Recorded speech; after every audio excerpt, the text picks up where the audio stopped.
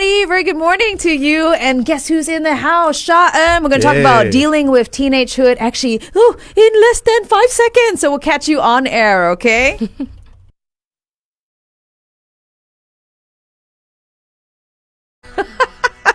Really, the playlist is like so in tune with what we are talking about for today. And it's all about dealing with teenagehood. And we've got Sha-En, of course, 2 times TEDx speaker, happiness scientist, the one and only, by the way, worldwide, right? You are the only happiness scientist. Who cares about the other scientists? So we are talking about dealing with teenagehood for today. It's for parents and also for those who might be working with teens. It could be kids who are approaching teenagehood or already teens themselves. So, wow, let's get started. So, I actually didn't hear about this term until it was written in by Lavinia, who said three-nager. She said she uses the term three-nager, and it says, and she said, asked also, is teenagehood simply defined by age? So I'm curious to know what a three-nager is, and how would you define teenagehood? No, a three-nager is just a 3-year-old or somewhere around that range behaving like a teen. So when you feel like it cannot be handled, you think like, oh my god, it's not even teenager and already like that. So the term three-nager came about because they're pushing boundaries, they're trying to assert themselves, trying to, be older than they are and sassy, all that, talking back. Then you're like, this is a glimpse of what I used to be when I was a teenager. I have a 10-year-old and he's definitely a teenager, for sure. So but it's the same sort of thing, right? Yeah, I mean, as they're growing up, they're trying to figure out, who am I outside of my parents? When they're young, they're so attached to us, they want to be like us, but when they hit about 10, preteen, they start to realize that, hey, I'm really my own self. And then some of them, they grow up so quick, right? Puberty starts earlier these days, maybe 9, some are 9, I've heard, but 10, 11, and then they're bigger, and then they look at themselves in the mirror physically. Some of them are actually bigger than us. Okay, I'm vertically challenged. True. No, that's true. It's really scary. Kids are getting taller and taller at much younger ages. Yeah, but they're big in size, but their brains are still developing, right? What? So it didn't catch up? Okay, so it's not, so clearly it is by age, but also there are a lot of other changes that are going on that define teenagehood. Yes. So, I mean, aside from the fact that the body is changing with puberty, the brain is changing very quickly, right? So the part that starts to develop first is actually the emotional part, which is the impulse center called the amygdala, responsible for all our emotions. And you'll always be thinking, hey, why this fella do something that is so out of character or so impulsive? It's because the amygdala develops before the part that's responsible for impulse control and decision making and assessing pros and cons, making wise judgments. All that is done by the prefrontal cortex, and that only fully develops around, you want to guess? Ooh. What age? 40. Has it fully developed yet? I'm not even gonna. He's not gonna speak to me anymore for the rest of the show. In their early 20s. So let me ask Shehzad this. Now that we are hearing, right, about how, there is a scientific reason, right? Does it make you feel better, Shehzad, that your 10-year-old is behaving the way he is, or later on when he's a teen? I'm a bit concerned because he said he did want to listen in today, but I'm kidding. Look, it of course. I mean, sometimes I'm wondering where is this behavior coming from? The sulkiness, the broodiness. Yeah, and a psychologist, Robert Hall, used to describe the adolescent period as storm and stress, because they are so stressed trying to figure out, who am I? What am I here for? Do my friends like me? There's a lot of sensitivity around friendships around this time. Yeah, peer pressure. And then you might notice that they'll start to change in terms of their dressing or like things that they like, suddenly like this band or like, this group or like this stationery, and goes, stationery, or like this manga. And it's because they are trying to search for this identity.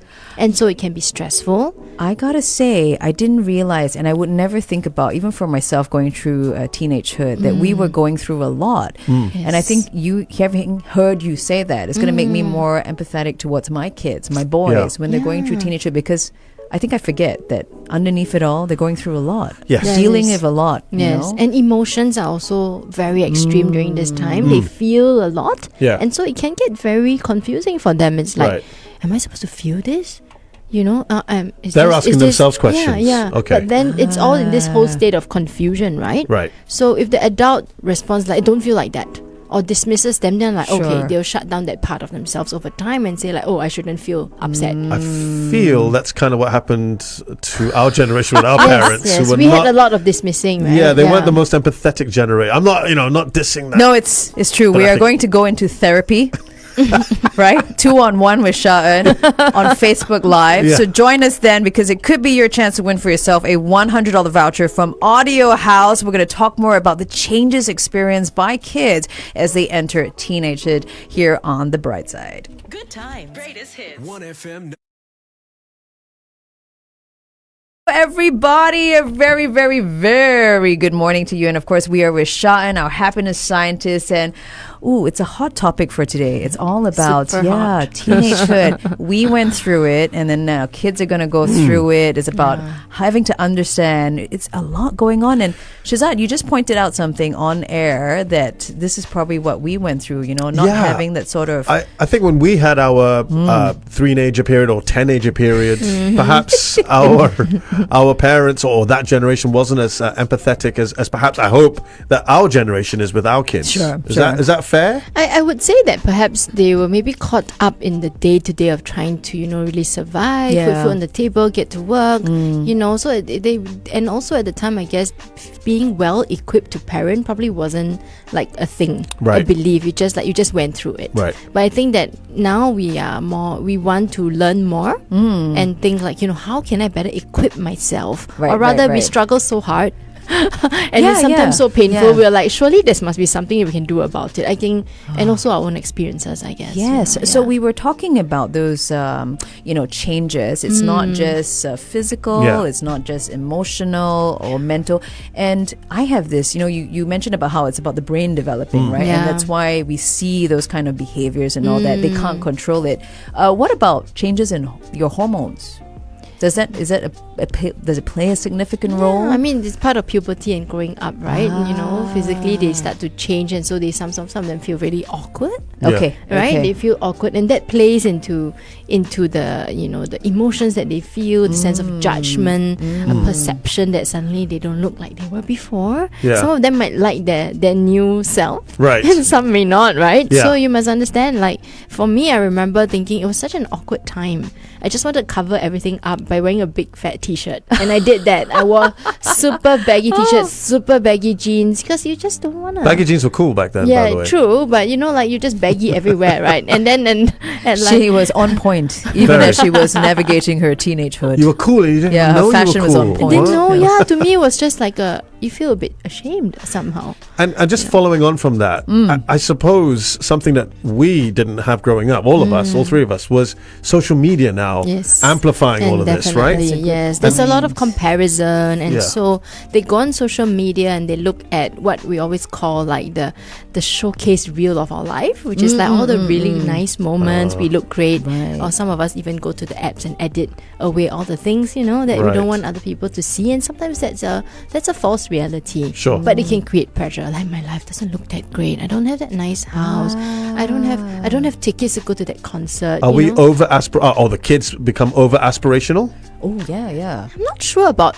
Well, I guess it depends on the reality that they're living in, the Right. friends that they're hanging out, and what feed they're following, right? So obviously, social media does amplify that, and I think parents and even the schools that I work with are really concerned about teenagers nowadays being exposed to certain Yeah. influences. I mean, you know? can't run from it, right? It's Yeah. become Yeah. so much a part of our lives, all these smartphones, even social media and all that, to get the information that we need.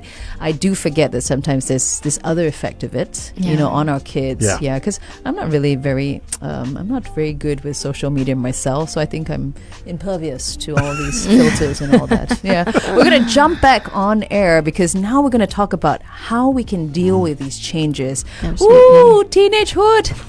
It's bringing back memories about my teenagehood. Mine too. I'm kind of giggling about it. All right, catch you back on air on the Brightside on 1FM.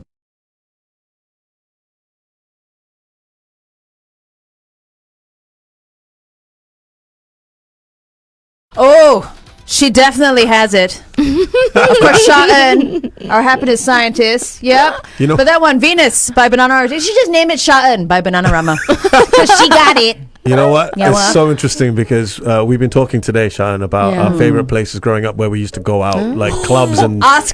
Oscar. So I'm about to ask you, but I remember Venus and Bananarama is that's Mambo Jumbo, right there. Were you into Mambo Jumbo? Yeah, of course. Okay. Oh, you're there as well. I heard on the way here, fire. Yeah. Oh, we will definitely talk more about this on our Facebook Live. And quite appropriate because we're talking about teenagers as well. What they, how they are. Yeah. True. So we shared about how there's a lot going on for the kids, in terms of physical changes, emotional, mental changes as well. Some they can control, some is beyond their control because it's about the brain development. So what can we do? How can we help them? And how can we deal with these, teenagers? Yeah, I think for us, since we have become more aware, we can actually share it with them. Like I share with my daughter, she's 14. I say, sometimes you might feel confused. You may have emotions you don't recognize. And I acknowledge that it can be very challenging, and I can't control some of these things that happen to you, but I can be here for you. And if it's difficult, you can share it with me.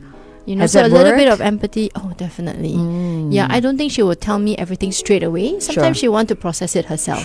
And I think that's fair. At this stage, they want some privacy. They want to make sense of it for themselves. But then the door's open for her to come to me and talk about things, that maybe she's like, I'm not quite sure whether this is the right thing to do. You know, or like, am I watching the right stuff? And I think the sense that we want to give is that we are okay to exploit together with you, rather than say, no, you shouldn't do it. Because when you say no, what will they do? Of course they'll go the other way. Yeah, they'll go the other way, or they'll go underground, which is even more scary. So I think that open door, being empathetic and saying like, I'm not here to dismiss you, scold you, or tell you what's right or what's wrong. Or eventually, of course, if it does end up that way, then we want to talk through what are negotiable and what's non-negotiable. Right? But if they're at that stage of exploration, then we'll let them know, hey, there's some things to watch out for. I'll be really concerned if you stumble upon this and you don't know that's not good for you. And let's talk about it. So you're saying that there's a really big need to start having conversations, like to tell your teenager or your kid that I'm here if you want to talk. Don't force it, but just say that this is open, right? We can talk about it. So give a listening ear, be empathetic, involve them. I guess the word I'm trying to say is involve them in the concerns that you have. So like with regards to say putting themselves on social media. We have some cases where I work with the schools and they tell me that the girls put unsavory pictures of themselves. And it's not like they knew that. Some of them actually did not know this is not acceptable. Some of it really, it didn't cross their mind. And so it's like if you go and say, hey, this is really bad for you, you're exposing yourself. Yes, of course, that is non-negotiable. You should not do that. But if you go in with that tone, then they're going like, so that shuts them down. This is my body, I can do whatever I like, and then it's the defense mechanism that has just kicked in. But deep down, it does not mean they're scared. They might still be scared. Oh no. But it's also it's because you've shut them down from the start that they think, well, I'm going to be defensive. Exactly. You mentioned your daughter is 14. So that's early teens. How does it differ the way we approach, say, later teens when they are becoming almost an independent adult? Is it different, or do we negotiate it the same sort of way? Well, I think the idea of being empathetic and open is something that we can approach throughout. Even when they're teenagers also want acknowledgement of their emotions, right? Take note, I'm taking notes. I am. My goodness. But I guess because the brain slowly starts to become more mature at the 17, 18, 19, and I give so many parenting talks, and the parents would tell me, Shan, my teenager is 14, 15. I'm prepared not to have any conversations with them until they're 19, because that's when I think they'll be more mature. And of course, yes, when you hear that, what do you think? When you hear a parent telling you that, what do you think? And you know what? My response is always, our number one goal as a parent through their teenage life is to have a relationship with them.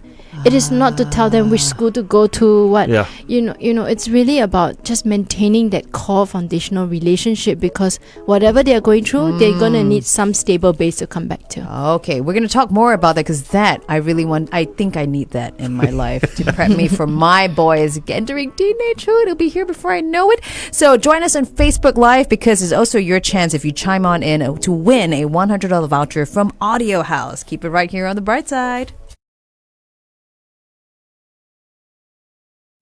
Good morning. And yes, so we are sharing here in the studio with Sha-En all about how we can help teenagers and also deal with teenagehood for the parents, for those who work with teens. So you talked about how it is very, very important, right? And you are dealing with a teenager or one who's entering teenagehood to develop a relationship with them. Yes. How do we do that? I think we sometimes approach it from our lens, like, we are living our life as a working adult, but they are living their life too. Yeah. So we need to step into their world and be interested and curious about what they're doing. And even if you have zero interest at all, because Which would tend that's to be your the life. case. Yeah, and Yeah. so you step into their world and just ask questions. Hey, what's that all about? What are you learning? What's going on there? Don't ask about homework lah, huh? Okay. We all ask, hey, how's school? What's homework? They don't want to talk about those things. Okay, you can still ask lah, but most likely you'll get monosyllabic. So true. Like that lor. Whatever. I'm already getting those now. Yeah. From my 4-year-old because I think he doesn't know what to say. So it's like, it's okay. It's good. Yeah. But here's my question. So how do you bring in the fact that, I mean, I want to develop the relationship, but there's also a need to instill discipline, right? You know, like, do we just completely leave it to them? Okay, you're a teenager now. You make sure you do your homework. If not, we're going to have a very serious talk. I mean, how do we do it? Yeah, I mean, I use this approach from the work of Jane Nelson, Positive Discipline. It's called Kind and Firm. Right. So you do need to be very clear on what's acceptable Boundaries, and what's not. is it? Yeah, boundaries, right? Yeah.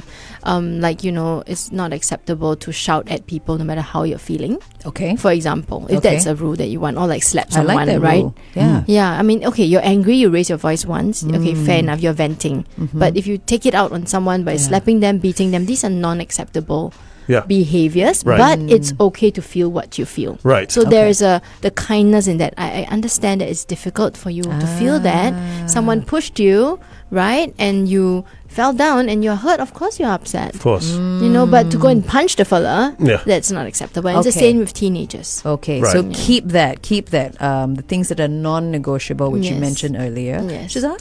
Yeah, Will has chimed in here and he says, Hey, I Will. feel that teenagers these days have access to too much information and it lacks the proper guidance from the adults to process and filter that information. Wow. What do you Well, think? I we mean- kind of touched on that earlier. What do you think? True. I mean, I agree, of course, whatever they access during their school time or whatever time they have, you can't control. But it doesn't mean we cannot empower them with the thinking of how to approach new information. So, for Right. example, with my daughter, I explained to her, like, hey, when you're accessing this, how do you know whether this is actually good for you to watch or not? Good for you to take on or not? So you're giving her the power The tools. to... Yes, yeah, because to okay. me, I really believe that we can't be with them 24/7. Yes, they and need to if learn, not, right? we'll run ourselves to the ground, right? Sure. So it's really about empowering them to think about these issues, whether it's about cyber issues or even other bigger decisions they have to make in their lives. I put my hand up because what if they make the wrong decision? Let them do it and get into trouble, or I mean, let me give you an example. So Okay. when my daughter was deciding like what CCA to take up, Right. and then she said, "Mommy, I want to go for badminton." Okay. Okay. And I also decided doing art club. I also decided being track and field. So there's all these, right? And they're excited. They want to try Sure, everything. sure. Yeah. So instead of saying, I think you should do this lah, because then you can have easier time. Right. Like say, I mean, I could have made that decision and she would have Sure. gone along because, Right. they want to make you happy. And Sure. she trusts you, right? Yeah, so I just said, okay, well, how much time do you want to spend on your CCA? And, if you Giving take up that the power back sports, to her. if you take Right. up the sports, how do you think you'll feel at the end of a 3-hour training session? Right. And let's look at the workload that you have. Okay. What are your priorities? Okay. Do you want to excel in your studies as the top priority, or is it Okay. you want to have a more balance? And then you can choose. So what's good is what you've done there is you've done adult thinking, you've contextualized it, and then you've presented it to them. So it feels like they've got the power, which they kind of do, but you've Which they helped. want, Yeah, yeah. but you've helped reason and rational it and out. then they like to use tech. So I said you can use any tech you want to go and draw up a pros and cons list. Go ahead. You empower them with something they enjoy doing, but you bring in a little bit of that thinking with them, and they may like not it. get it straight away. like that. Right, but I think we can begin to start thinking about that earlier together with them. So in your case, you will get to hear their decision making. Then you can step in and say, you know what? If you take on this CCA, it's going to really bog you down like so many hours. What do you think? Again, it's not like you're saying no, don't do it, because I'm too tired to fetch you. Oh, I can't say that, but it's true. And then they have to live with the consequences of certain decisions that they make, and I think that's okay. But no, but I like think this. This is With that really decision opening anyway. my mind up because, when I think about, like, Shehzad, I'm sure you've been in the situation, our kids have made that decision and we think like, oh no, that's it. But you're right. Even after they've made the decision, we can still coach them on it, talk Don't things shut out it down with them. immediately. And Yeah. it's not the end of it, right? True. So that's really good for me. I mean, that's Right. making Of me course, a if there little are bit more safety reassured. issues, that's why the Yeah. non-negotiables, we must be very clear. Ah, Anything okay. to do with your safety, whether Yeah. psychological Fair. safety, mental safety, emotional, physical Physical. safety, those are non-negotiable. So if my daughter says, I want to stay out at 12 o'clock, beyond 12, hard no. At this age, hard no. And we explain why. Don't just say no, cannot, because it's late. But to them, so what? Late, so what? You see, it doesn't. You cannot expect them to know and make that link. Okay. We draw the link for them so that they understand the decision making we have made. It is for their safety. It is because we care, not because we don't want you to do it. Right. You see, from their perspective, you're stopping me from doing what I like to Right. do. Right. But You're no. depriving me. Yeah. Yeah, I'm going to confess something. I Uh-oh. hope I can follow through with this. But when my boys start clubbing, right, I want to be able to tell them that, okay, I don't care if it's 1 or 2 a.m. or if you're really drunk out of your mind. You call mommy. Mommy's going to come and get you. Oh, very good. You know what I mean? Because I just want them to never shut the door with having that conversation with me, And I want to see you in your worst state. I want to be able to watch out for you. Yeah. She says this now. Yeah, but then I'm like, I fell asleep and my kids are frantically calling me, but I'm like passed out, right? Yeah. So I hope I can follow through with that. One more question before we jump back online is that, there are 7 teenage years.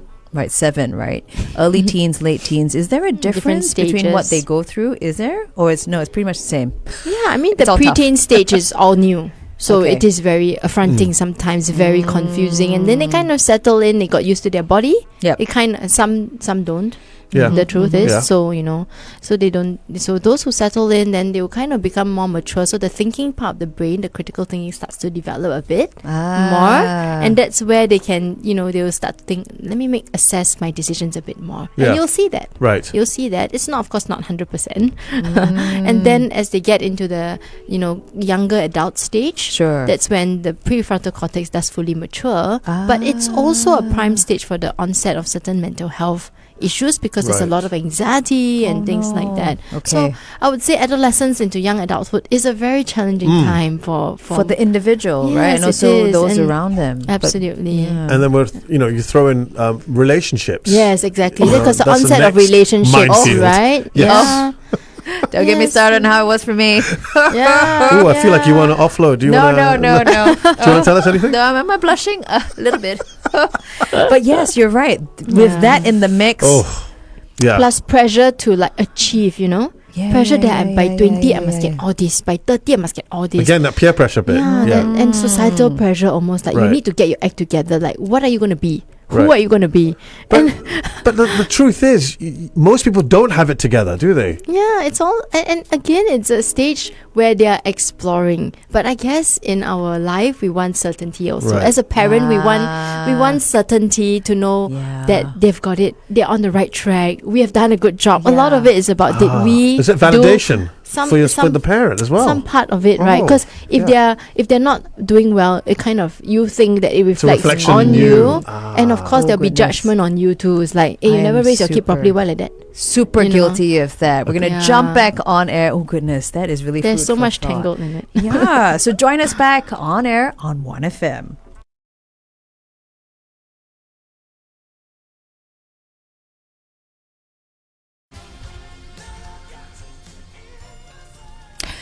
That's exactly how I am when I see a really good chocolate cake. Hungry eyes, very common. Me too. You're on the bus. I see. Yeah, thank you for saying that. Because Shehzad's looking at me like, yeah, this one. She and a chocolate. Yeah, always. It's a big Guilty vice. as charged. Big vice. So we're here with Sha-En. Last few, questions that we're going to throw in about how we can help parents, those working with teens, and even the teens themselves or kids entering teenagehood deal with teenagehood. My goodness.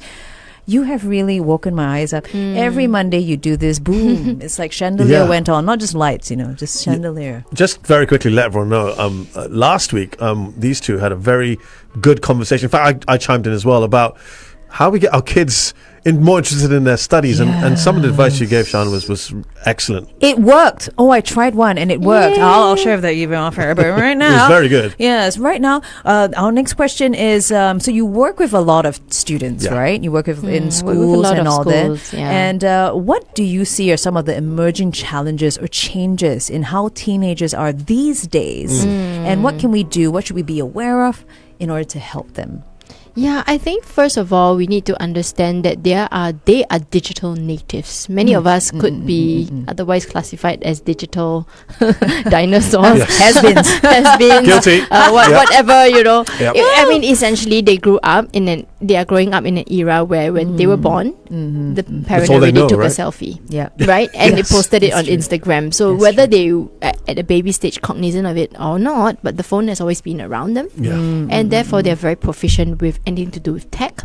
And making friends sometimes is also on tech. Yeah. You know, so we number one, if we are a parent, we say don't use a device, that's going to fail big time. Okay. Right? Okay. So it's like, you know, we need to understand what they are interested in. Sure. And then how society is. Okay. Correct. And don't judge them. Like so many people say, these young people are so lembe, so strawberry. I'm so guilty of but that. I think That's that they are who they are. They have Right. their own identity and they have their own challenges. Like we said, social media was not present in our time. So if we did something wrong, it's not broadcasted to the rest of the world. Yeah. And if you're being bullied, only you knew, or the person who bullied you knew. Correct. Now you're Now being everyone bullied. It's knows in a it. Yeah. WhatsApp group. Yeah. It's on social media. That's it's even true. filmed and sometimes viral. So the shame is even greater for so the it's person being bullied. amplified. Yeah. So these are challenges that I think we cannot discount. They Okay. are difficult challenges. Okay. And also, I think one thing we need to look out for is that all those emotions we talked about, are they properly processing it? As adults in their life, are we giving them a platform to express it? Yep. Because I think pent-up emotions is creating a lot of illness. You know, pent-up emotions that are bottled inside turn into pain. It manifests itself in that way, right? And pain results in not. And if you don't have the tools to process it, what do? And the trend is on the increase. It's self-harming. They start to take it out on themselves because I feel so much pain. I don't know where it's gonna go. I have to express it in some way. And if you talk to some of them, and I have, which is really upsetting, is that they said when I cut myself, I feel relief. Which is It's such like suddenly such a something- bizarre notion. To us, it's not logical Yeah. at all. It's But it is not counterintuitive. logic. It is No. emotion. Right. Okay. Right? So once again, like if we're adult or we are working with teenagers, we need to understand that these emotions they feel are legit. Yeah. This is a term they'll use. I'm legit feeling like this. Don't Let be them- dismissive. Yeah, let them talk Okay. about it. Let them express it non-judgmentally. Wow. Listen, you know. I'm guilty of so many of these, of doing what I I shouldn't mean, be I can doing. tell you I was. And when my daughter was 10, I made all the mistakes. That's why I can come here and tell you that don't do it. Okay, thank you. I will listen. But listen, well, Yeah. parents like myself, Lavinia and myself, who haven't had teenagers yet. I mean, you've already had one. Like, I guess it's all fresh territory, right? Yeah. And it's a minefield, and our parents went through it in a different sort of way that we are aspiring to go through. And it's great that you're here, kind of help us guide through this minefield, because it really does take some experience to just help navigate these really tough times. It does indeed. But you know what? The one thing that I think we can all do for ourselves is really to learn to self-manage. Right. You know, okay. instead of reacting, we Okay. can pause. Right. And in that moment, when we pause, we can notice, like, how are we feeling in response to this difficult moment we're having with our child?